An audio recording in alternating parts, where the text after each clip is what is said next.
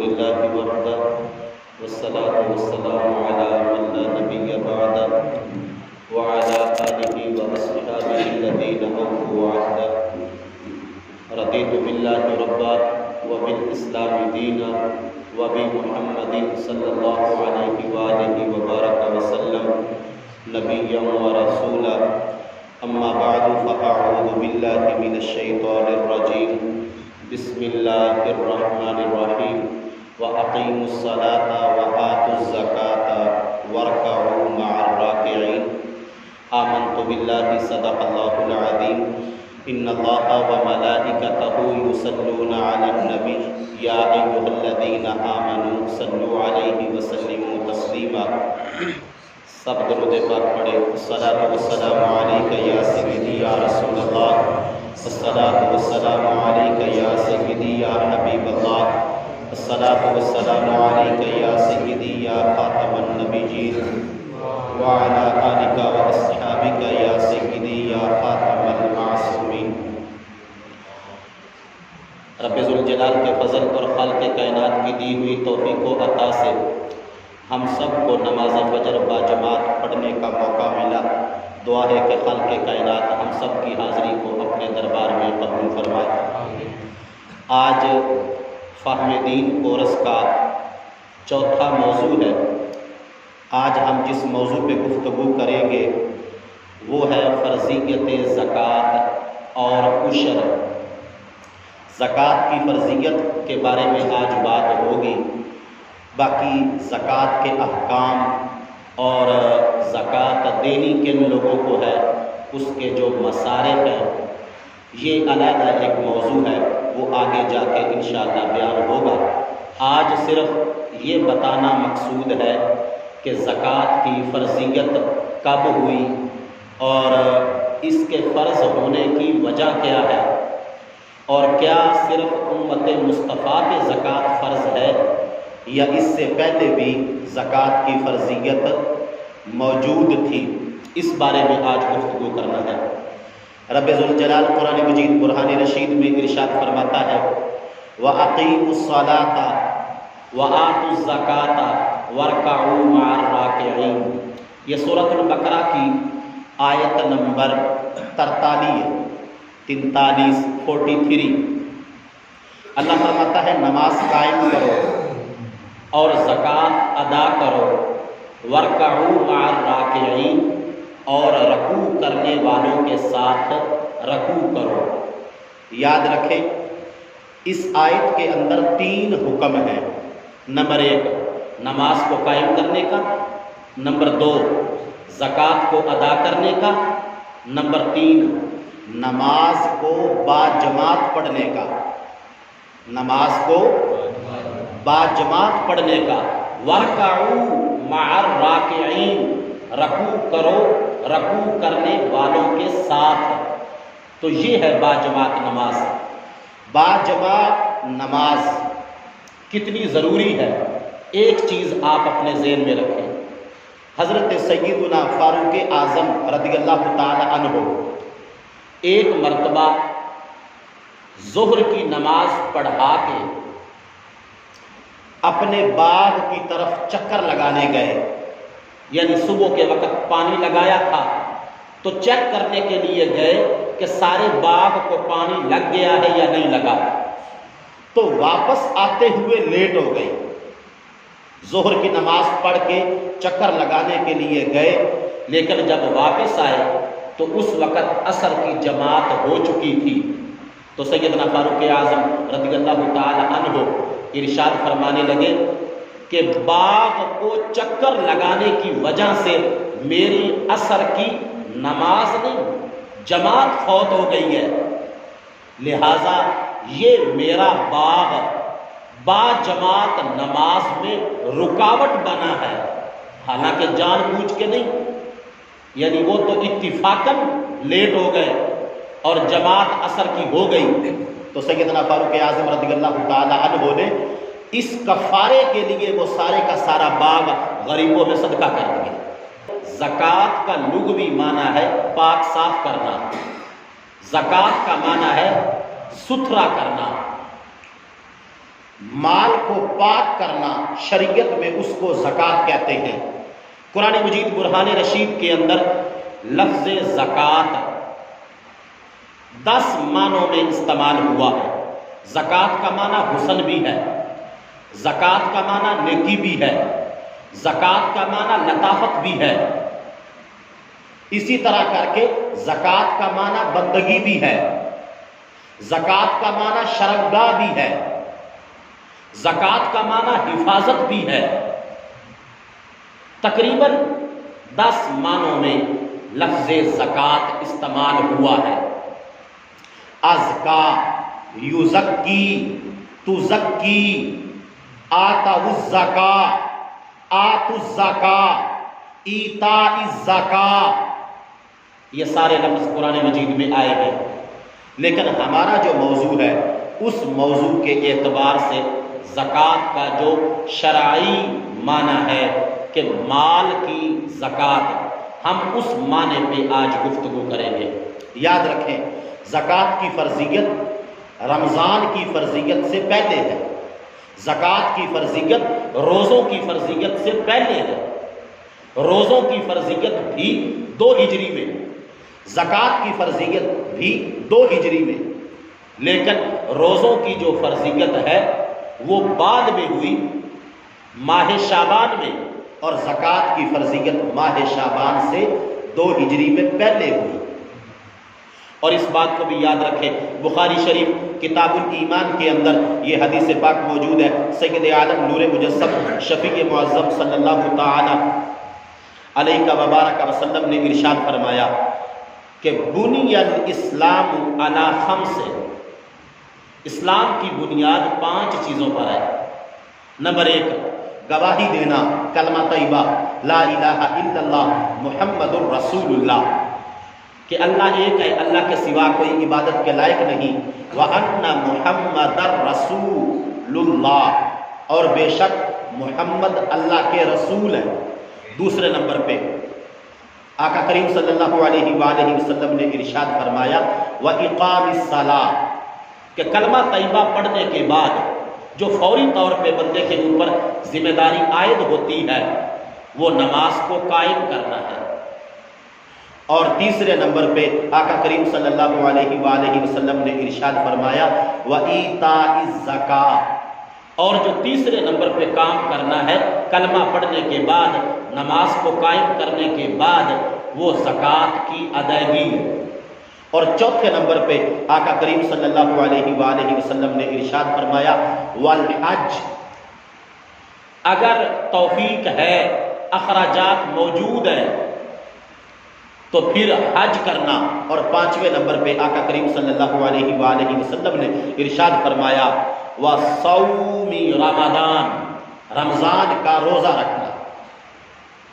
تو زکوٰۃ اسی طرح فرض ہے جس طرح روزہ فرض ہے، زکوٰۃ اسی طرح فرض ہے جس طرح نماز فرض ہے۔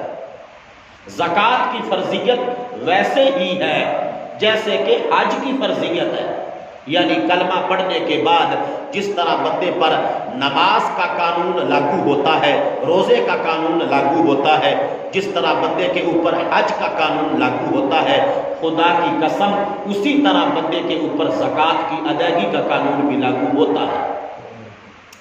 یہاں پہ چند حدیثیں بخاری شریف کے اندر سے ہی بعد میں بیان کروں گا، یاد رکھیں۔ رب ذوالجلال قرآن مجید برہان رشید کے اندر ان لوگوں کا جب ذکر کرتا ہے کہ جن لوگوں کو اللہ زمین پر کنٹرول دیتا ہے، اللہ تعالیٰ فرماتا ہے کہ کچھ لوگ وہ ہیں کہ جن کو میں زمین پر کنٹرول دیتا ہوں، حکومت دیتا ہوں، جن کو میں اتنی طاقت دیتا ہوں کہ وہ لوگوں پر حاکم بن جاتے ہیں۔ ان کا ذکر کرتے ہوئے رب ذوالجلال نے قرآن مجید برہان رشید کے اندر جب ذکر کیا، اللہ فرماتا ہے وَإِن مِّنكُمْ إِلَّا وَارِدُهَا، زمین کی حکومت دیتا ہوں، جن لوگوں کو میں اقتدار دیتا ہوں کہ جن کے ہاتھ میں اقتدار ہوتا ہے، حکومت ہوتی ہے، تو اللہ فرماتا ہے کہ جب لوگوں کو جو میرے بندے ہیں ان کو زمین کا کنٹرول اور زمین کی حکومت مل جائے تو پھر ان کو کیا کرنا چاہیے؟ اس حکومت کے ملنے پر اللہ تعالیٰ فرماتا ہے اقاموا الصلاۃ، ان کو نماز قائم کرنی چاہیے، وآتوا الزکاۃ، ان کو زکوٰۃ ادا کرنی چاہیے، وامروا بالمعروف، نیکی کا حکم دینا چاہیے، وَنَهَوْا عَنِ الْمُنْكَرِ، اور برائی سے منع کرنا چاہیے، وَلِلَّهِ عَاقِبَةُ الْأُمُورِ، کیونکہ سب کاموں کا انجام اللہ کے پاس ہے۔ یعنی جب کسی کو حکومت ملے تو اس کا مطلب یہ نہیں کہ حکومت کے نشے میں وہ گلچھرے اڑائے، یا حکومت کے نشے میں وہ لوگوں کے حقوق کھائے، یا حکومت کے نشے میں، اقتدار کے نشے میں وہ عیاشی کا بازار گرم کرے۔ یعنی آج تو سارا سسٹم ہی الٹا ہو گیا نا، پورا نظام آج خدا کی قسم اگر کوئی مولوی بات کرے حکومت کے اعتبار سے تو لوگ فوری طور پہ شاید میرے خیال کے مطابق یہ کہیں گے کہ پتہ نہیں یہ مولوی الیکشن لڑنا چاہتا ہے۔ یعنی جس سیاست کو آج لفنگوں، لٹیروں، ڈاکوؤں، چوروں کا شعبہ قرار دیا جا رہا ہے، خدا کی قسم شریعت محمدی کے اندر وہ سیاست نبیوں کا شعبہ ہے۔ یعنی سیاست کے پلے میں جو آج کردار کشی اور زنا اور فریب اور رشوت اور دھوکہ ڈالا جا رہا ہے، یہ لفظ سیاست کی توہین ہے۔ حقیقت میں سیاست نبیوں کے شعبوں میں سے ایک شعبہ ہے، لیکن اللہ نے فرمایا کہ جب کسی میرے بندے کو حکومت مل جائے تو پھر وہ عیاشی، برائی، عریانی، فحاشی کا بازار گرم نہ کرے، بلکہ اس کے لیے یہ ضروری ہے وہ نماز کا اور زکوٰۃ کے قائم کرنے کا اور زکوٰۃ کی ادائیگی کا نظام قائم کرے، کہ وہ لوگوں سے زکوٰۃ کو وصول کرے کہ جن کے اوپر بنتی ہے، اور وصول کر کے جن کا حق ہے ان غریبوں کے گھروں تک حاکم وقت کا کام ہے کہ وہ زکوٰۃ کو پورا کرے۔ اب یہاں پہ ہر بندہ چاہتا ہے میرے اوپر رحم ہو، میرے اوپر مہربانی ہو، میرے اوپر کرم نوازی ہو۔ لوگ کہتے ہیں ہمیں تعویذ دو، ہمارے لیے دعا کرو کہ ہمارے گھر میں نحوست بڑی ہے، ہمارے گھر میں سکون نہیں ہے، ہمارے اوپر اللہ کا کرم نہیں ہے۔ پیر صاحب، مولوی صاحب، حافظ صاحب، قاری صاحب، دعا کرو کہ ہمارے گھر کے اوپر، ہمارے گھر کے لوگوں پر رحم و کرم ہو جائے۔ خدا کی قسم جس رحم و کرم کے لیے تم تعویذ لینا چاہتے ہو، جس رحم و کرم کے لیے تم اپنے گھر کے سکون کے لیے جو کرنا ہے، جو وظیفہ لینا چاہتے ہو یا وظیفہ پڑھنا چاہتے ہو، رب کے قرآن سے بڑا کوئی وظیفہ نہیں ہے۔ اللہ تعالیٰ نے قرآن مجید برہان رشید کے اندر وہ طریقہ بتایا کہ جس طریقے کو جب کوئی بندہ اختیار کرتا ہے، رب ذوالجلال اس بندے کے گھر کے اوپر اور اس بندے کے چار دیواری کے اوپر اپنی رحمتوں کا دن رات نزول فرما دیتا ہے۔ کیا فرماتا ہے اللہ؟ سورۃ النور کے اندر جو پارہ نمبر 18 میں ہے، اللہ تعالیٰ فرماتا ہے کہ رحمت جو ہے وہ کیسے ہوگی؟ اب رحمت دونوں کو چاہیے، غریبوں کو بھی، امیروں کو بھی۔ یہ نہیں کہ امیر کو رحمت چاہیے اور غریب کو نہیں چاہیے، نہیں، رحمت دونوں کو چاہیے۔ تو غریب کے پاس پیسہ نہیں ہے، غریب کے پاس دولت نہیں ہے، تو غریب کے لیے آقا کریم صلی اللہ علیہ وآلہ وسلم نے ارشاد فرمایا کہ امر بالمعروف کرنا بھی صدقہ ہے، نہی عن المنکر، کسی کو برائی سے منع کرنا یہ صدقہ ہے۔ جیسے اب میں یہ کر رہا ہوں کہ نیکی کا حکم دے رہا ہوں، برائی سے منع کرنے کی کوشش کر رہا ہوں، تو شریعت محمدی کے مطابق میرا یہ عمل صدقے میں شمار ہو رہا ہے۔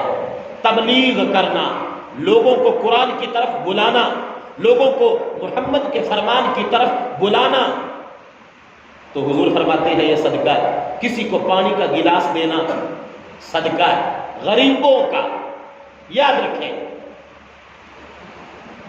یہاں تک کہ آقا کریم صلی اللہ علیہ وآلہ وسلم نے ارشاد فرمایا اگر کوئی اناڑی ہے اس کو کوئی ہنر سکھا دینا کہ یہ کام کر کے اپنی روٹی کما لے اور بچوں کا رزق کما لے تو یہ بھی صدقہ ہے۔ پھر آقا کریم صلی اللہ علیہ وآلہ وسلم نے ارشاد فرمایا اگر کوئی بندہ سواری پہ چڑھ رہا ہو اور اس کی سوٹی گر جائے، لاٹھی اس کی گر جائے، وہ سواری پہ بیٹھا ہو اور نیچے ہونا مشکل ہو، اگر کوئی کسی کی گری ہوئی چھڑی اٹھا کے دے گا تو رب ذوالجلال اس کو بھی صدقے کا ثواب عطا فرمائے گا۔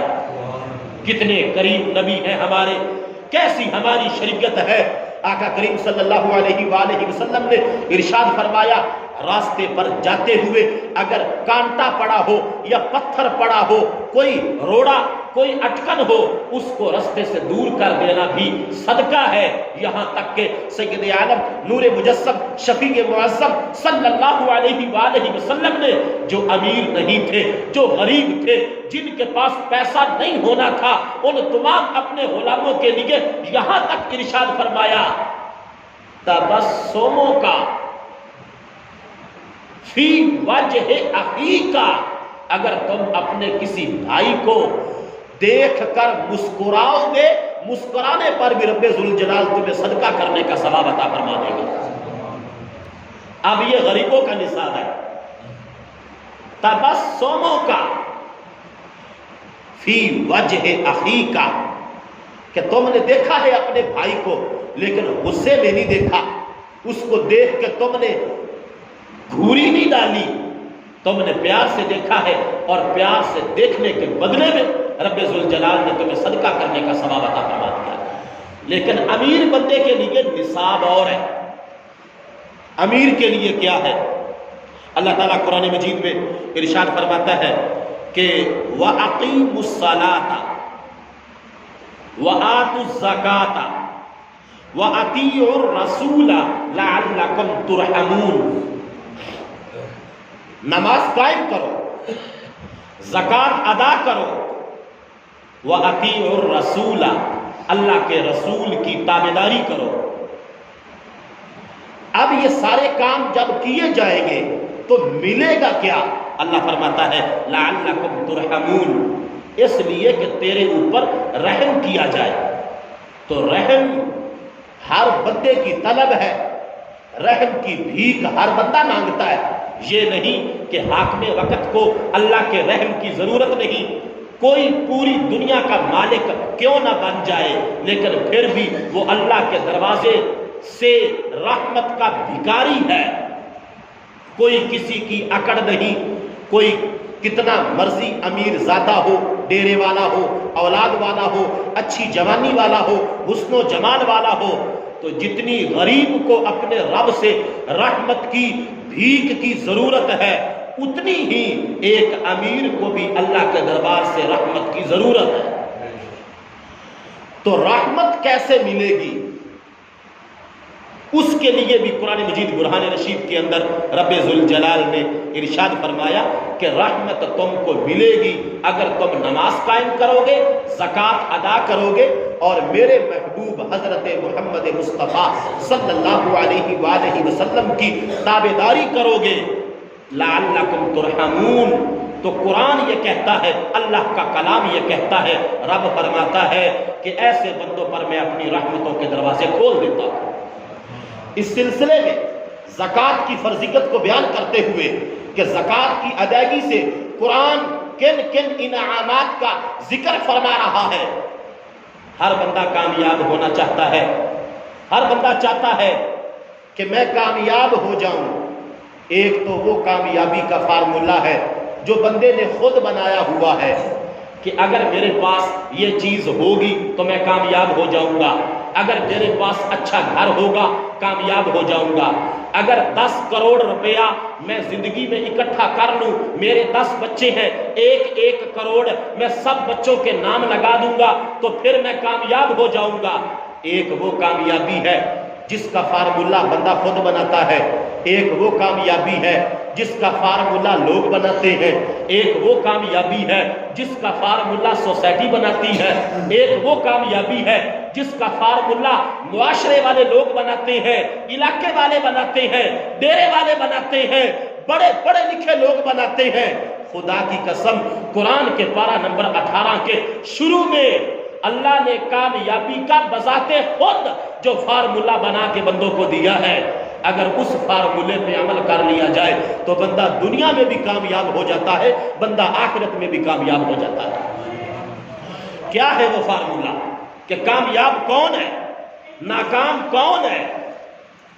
اللہ کے دربار میں اللہ نے کیا طریقہ بتایا کہ اے میرے بندے، در در کے دھکے نہ کھا، میرے کہنے کے مطابق یہ 3-4 کام کرنا تیرا کام ہے، اور تجھے دنیا میں اور آخرت میں کامیاب کرنا تیرے رب کا کام ہے۔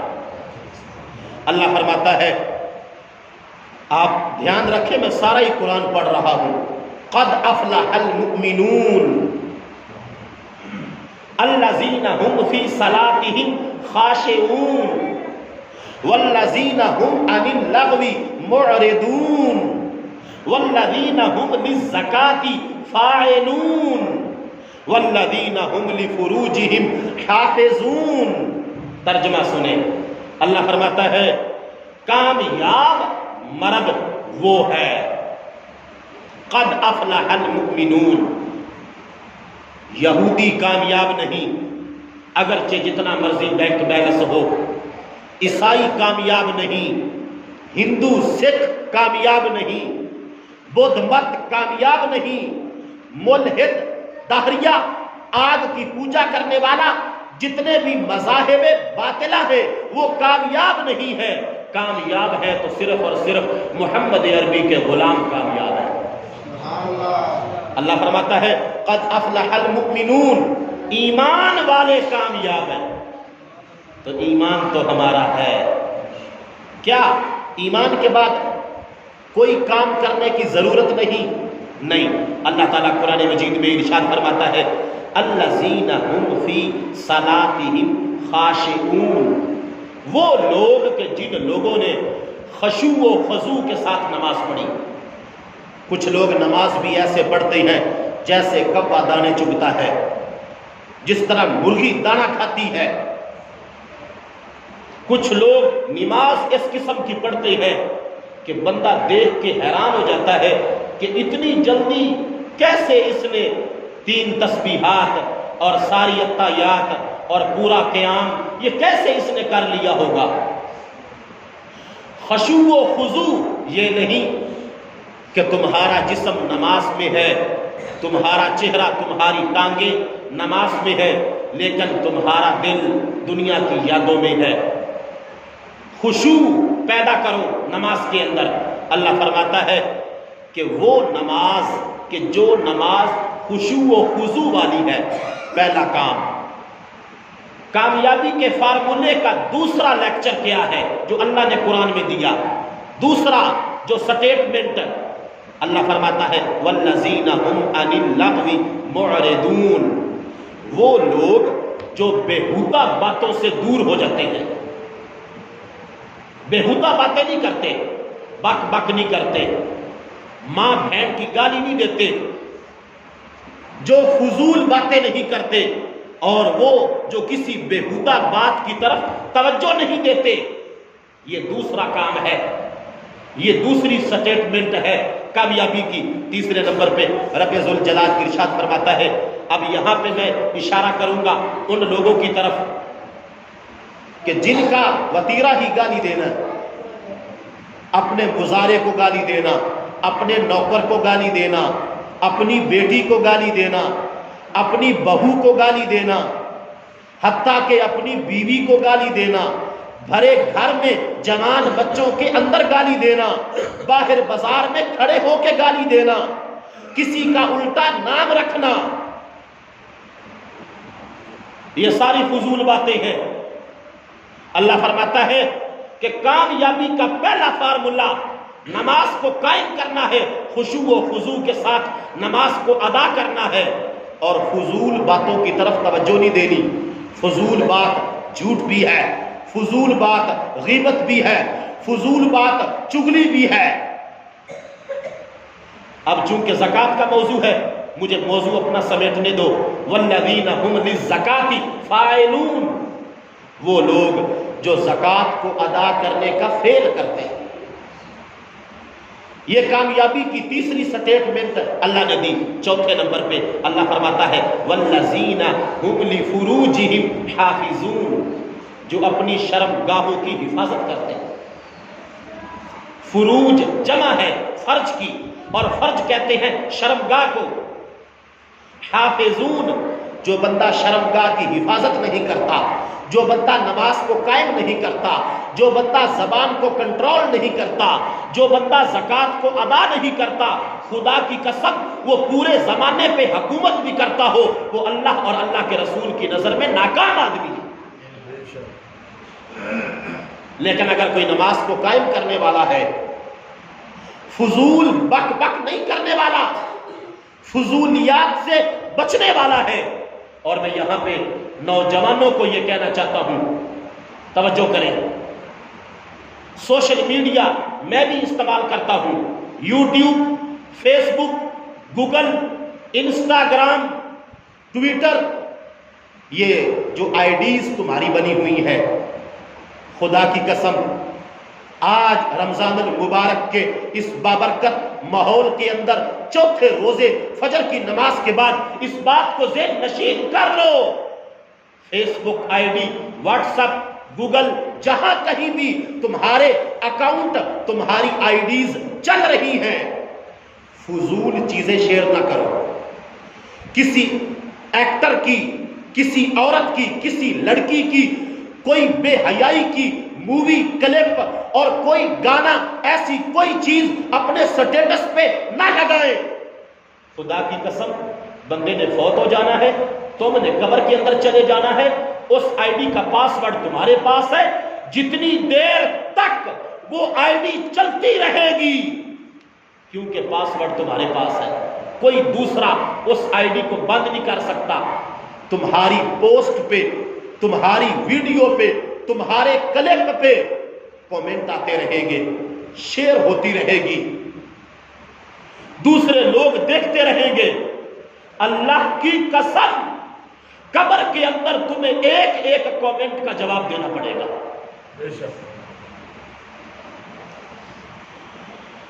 اللہ اکبر کبیرہ۔ کامیابی کے فارمولے کی 4 شقیں اللہ نے بیان کی ہیں، ان میں سے جو چوتھی شق بیان کی ہے والذین هم لفروجہم حافظون، شرمگاہوں کی حفاظت، جو تیسری شق بیان کی ہے زکوٰۃ کی ادائیگی۔ یہاں پہ میں یہ بات بھی تمہاری نظروں سے گزارنا چاہتا ہوں۔ ہم تعریف کرتے ہیں چودھری صاحب کی، ہم تعریف کرتے ہیں اچھے پروفیسر کی، ہم تعریف کرتے ہیں اچھے استاد کی۔ خدا کی قسم اللہ نے قرآن میں اپنے اس بندے کی تعریف کی ہے۔ اللہ فرماتا ہے اے لوگو تم تعریف کرتے ہو، ایک تم تعریف کرتے ہو، ایک میں خدا کرتا ہوں۔ سنو میں اپنے بندوں میں سے کس بندے کی تعریف کرتا ہوں۔ اللہ فرماتا ہے، یہ بھی پارہ نمبر 18 ہے، اور پارہ نمبر 18 کی آیت نمبر 37 ہے۔ اللہ فرماتا ہے رجال لا تلہیہم تجارۃ ولا بیع عن ذکر اللہ واقام الصلاۃ وایتاء الزکاۃ یخافون یوما تتقلب فیہ القلوب والابصار۔ اللہ فرماتا ہے قابل تعریف مرد وہ ہے، قابل ستائش بندہ وہ ہے، کون سا؟ اللہ فرماتا ہے کہ لا تلہیہم، جس کو غافل نہیں کرتی، کیا چیز غافل نہیں کرتی؟ اللہ فرماتا ہے تجارت، جس بندے کو کاروبار غافل نہیں کرتا، جس بندے کو تجارت غافل نہیں کرتی، کس سے؟ اللہ فرماتا ہے وَلَا بَيْعٌ عَنْ ذِكْرِ اللَّهِ، وہ بندہ قابل تعریف ہے جو تجارت کرتا ہے لیکن تجارت کی وجہ سے اللہ کے ذکر نہیں چھوڑتا۔ وہ بندہ قابل تعریف ہے جو خرید و فروخت کرتا ہے لیکن آج تم یہاں پہ بیٹھے ہو، اپنا کاروبار چھوڑ کے بیٹھے ہو، کوئی جمعہ پڑھنے آتا ہے کاروبار چھوڑ کے، لیکن کچھ ایسے بھی پیسے کے مرید ہوتے ہیں، کچھ ایسے بھی دولت کے مرید ہوتے ہیں جو کہتے ہیں ہم زکوٰۃ دیں گے، ہمارا مال تھوڑا ہو جائے گا، ہمارا مال کم ہو جائے گا۔ اللہ فرماتا ہے قابل تعریف بندہ وہ ہے رجال لا تلہیہم تجارت ولا بیع عن ذکر اللہ واقام الصلاۃ وایتاء الزکاۃ۔ قابل تعریف بندہ وہ ہے کہ جس کی تجارت اور جس کی خرید و فروخت اور جس کا کاروبار اور جس کی مصروفیت اس بندے کو اللہ کے ذکر سے غافل نہیں ہونے دیتی، نماز کے قائم کرنے سے غفلت نہیں کرنے دیتی اور زکوٰۃ کی ادائیگی کرنے سے غفلت نہیں کرنے دیتی، وہ بندہ قابل تعریف۔ تو زکوٰۃ کی ادائیگی کرنے والا اللہ کے دربار میں قابل تعریف ہے، زکوٰۃ کی ادائیگی کرنے والا اللہ کے دربار میں کامیاب ہے، زکوٰۃ کی ادائیگی کرنے والا پاک صاف اور حلال مال کھانے والا ہے۔ اس کا مطلب یہ بھی نہیں کہ اللہ کے خزانوں میں کوئی کمی ہے، معاذ اللہ، کہ اللہ تعالیٰ غریبوں کو دے نہیں سکتا، نہیں، فائدہ بندے کا ہے، مالدار کا ہے، کہ جب مالدار اپنے مال سے اللہ کے حکم کے مطابق جو نصاب کی زکوٰۃ بنتی ہے اس کو ادا کرے گا تو رب ذوالجلال اس کے مال کو فطور سے اور شر سے پاک کر دے گا، اس کا مال زنا کی خواہش پیدا نہیں کرے گا۔ اگر زکوٰۃ کی ادائیگی کر کے کوئی مال کو استعمال کرے گا تو اولاد نافرمان نہیں ہوگی، بیماریاں نہیں لگے گی، اللہ کی ناراضگی نہیں آئے گی، اللہ کے حبیب کی شریعت کو توڑنے کا جرم بندے کے کھاتے میں نہیں آئے گا۔ اللہ جو زکوٰۃ کو فرض کر رہا ہے اور فرضیت اس کی بیان کر کے لوگوں کو تعلیم دے رہا ہے، اس کی بنیادی وجہ پیسہ، ہرس اور لالچ اور ہوس، تکبر، ان ساری چیزوں سے بندے کی طبیعت کو پاک کرنا ہے تاکہ بندہ پاک ہو جائے اور پیسہ جو ہے وہ سرکل میں رہے اور انسان جو ہے اس کی آزمائش ہوتی رہے، انسان کا نتیجہ نکلتا رہے اور انسان جو ہے وہ میرا بندہ اپنے مال سے محبت کرتا ہے یا میرے ساتھ پیار کرتا ہے۔ لہٰذا قرآن مجید برہان رشید کے اندر زکوٰۃ کی فرضیت کو جا بجا بیان کیا گیا، اور یاد رکھیں یہ سودا گھاٹے کا نہیں ہے۔ اگر رب راضی ہو جائے پیسہ دینے سے، گندم دینے سے رب راضی ہو جائے، کھجور دینے سے رب راضی ہو جائے، اولاد دینے سے رب راضی ہو جائے، والدین قربان کرنے سے رب راضی ہو جائے، اگر انسان کو اپنی جان کا نذرانہ پیش کر کے بھی رب کو راضی کرنا پڑے، خدا کی قسم یہ گھاٹے کا سودا نہیں ہے۔ ادھر انسان کی جان نکلتی ہے، ادھر جنت میں رب ذوالجلال اپنے چہرے کا اپنی شان کے مطابق بندے کو دیدار کروا دیتا ہے۔ آخری حدیث پاک سنیں، حضرت ابو بکر صدیق رضی اللہ تعالی عنہ جب خلیفہ بنے تو اس وقت آپ نے جب یہ فرمایا، کیونکہ کافی سارے عرب قبائل مرتد ہو گئے تھے، زکوٰۃ کی ادائیگی سے انہوں نے آقا کریم صلی اللہ علیہ وآلہ وسلم کے ظاہری پردہ فرما جانے کے بعد جب حضرت ابو بکر صدیق رضی اللہ تعالی عنہ خلیفہ بنے انکار کر دیا تو سیدنا فاروق اعظم رضی اللہ تعالی عنہ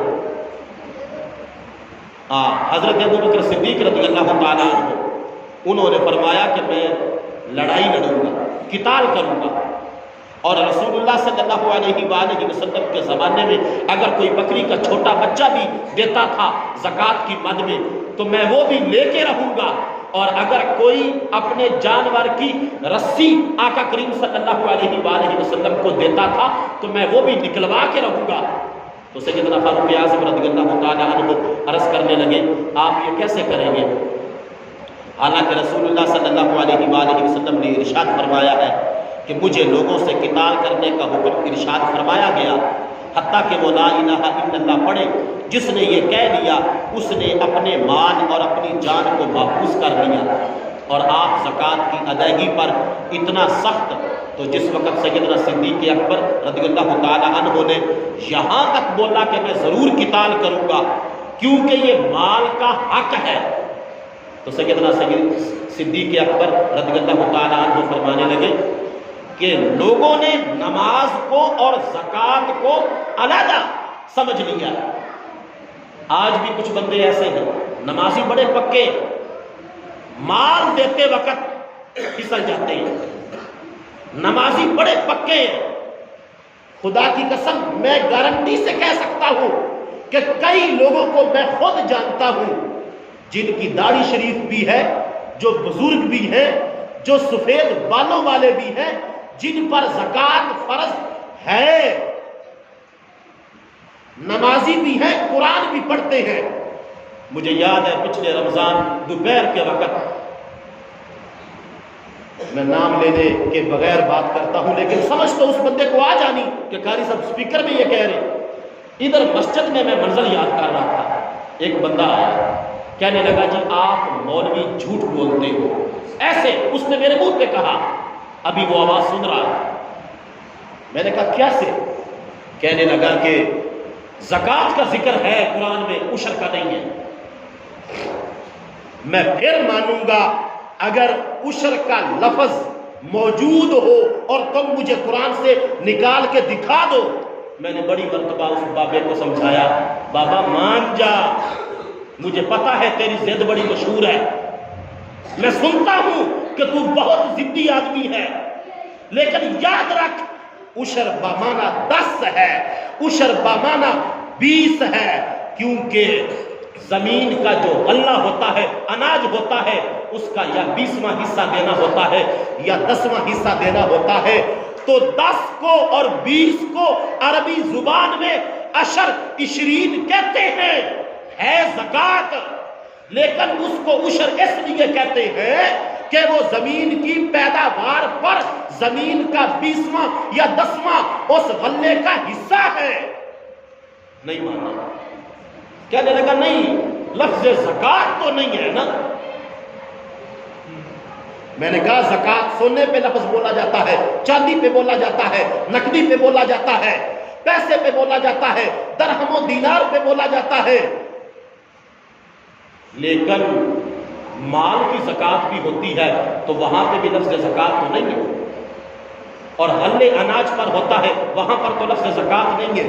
المختصر میرے ذہن میں ایک طریقہ آیا کہ ایک تفسیر میرے پاس پڑی تھی، اس تفسیر کے اندر زکوٰۃ اور عشر کو ایک ہی معنی میں بیان کیا گیا تھا، وہ تفسیر میں نے اٹھائی، اب وہ بابا جی کو اتنی سمجھ نہیں تھی کہ وہ بریکٹ کے اندر معنی کو سمجھ سکے، تو اوپر وہ لکھا ہوا تھا زکوٰۃ کی فرضیت کے بارے میں اور نیچے لکھا ہوا تھا کہ اس کا معنی عشر بھی ہے، تو وہ بریکٹ کے اندر لکھا تھا، تو وہ بابا جی کو کوئی نہ سمجھ آئی، لیکن میں نے جب وہ نکال کے دکھائی تو فوری مان گئے، کہنے لگے ہاں ہاں اس میں تو لکھا ہے، قرآن میں نہیں لکھا، یہ تفسیر ہے، تفسیر قرآن کی ہوتی، قرآن تفسیر نہیں ہوتا۔